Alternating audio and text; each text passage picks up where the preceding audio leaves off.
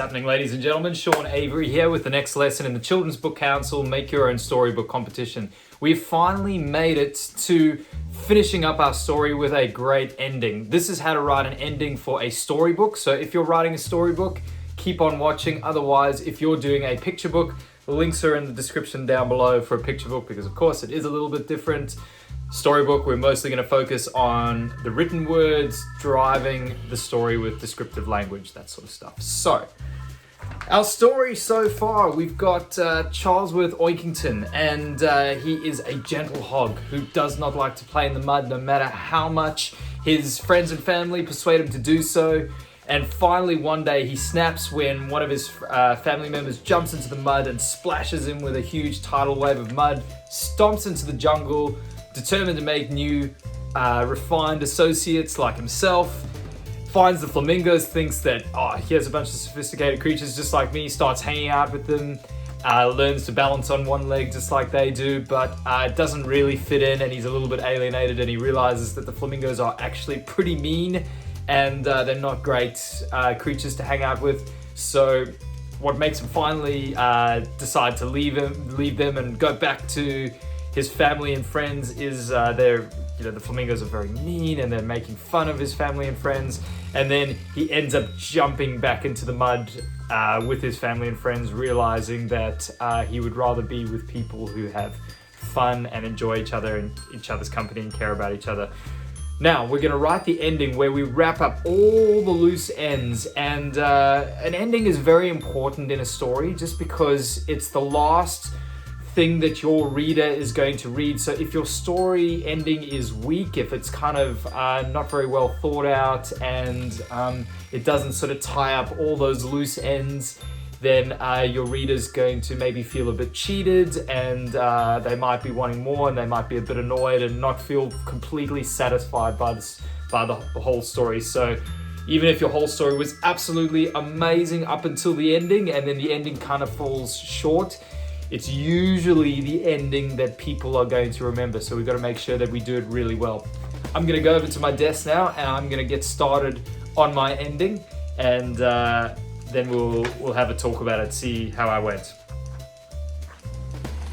Okay guys, as usual, this template over here can be found in a link in the description down below.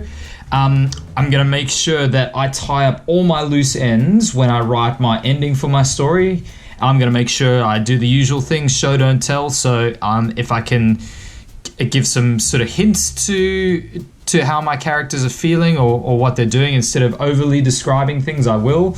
I also want to write with my senses. What do our characters see, feel, and hear? And we left off with the resolution. Charlie, as he closed in on the mud puddle, he leapt high into the air and yelled, "Me," just before he splashed down into the mud to the joy and laughter of all his friends and family and friends. So let's finish it up. And here we have the ending for Happy as a Hog Out of Mud. Charlie never truly learned to love mud as much as his friends and family did, but he did learn something more important. He loved the muddy hogs in the mud, and he never wanted to be without them ever again. As he sat on the edge of the muddy bank, trotters dangling down in the mud below, his cousin, Jeffrey, came over and gave him a great big hug. "We missed you, Charlesworth," he said. A tear came to Charlie's eye, and he said, "I missed you all too, and you can call me Charlie if you want." Okay. Let's see, have I got everything I need to have a successful ending? All loose ends are tied up.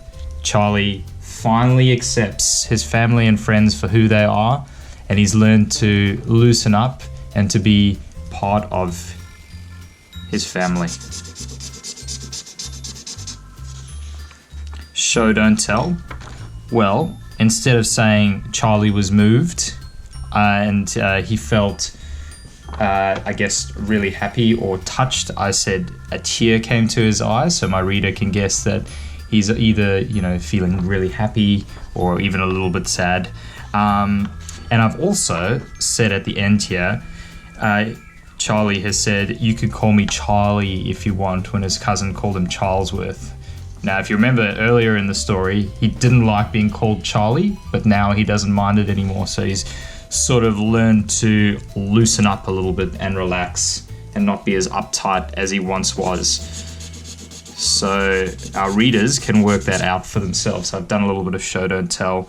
I've described where Charlie's sitting. So he's on the edge of the bank. His trotter's dangling into the mud. So he's kind of not rolling around in the mud. He's still not loving it, but at least he's giving it a try. And that's a little bit more of show don't tell there, but it's also showing what he's doing.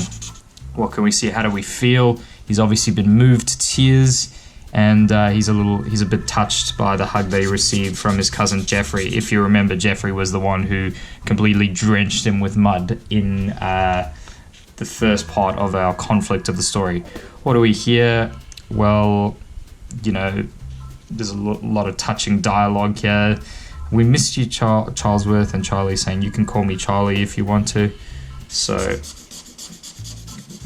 we've written about what we can hear.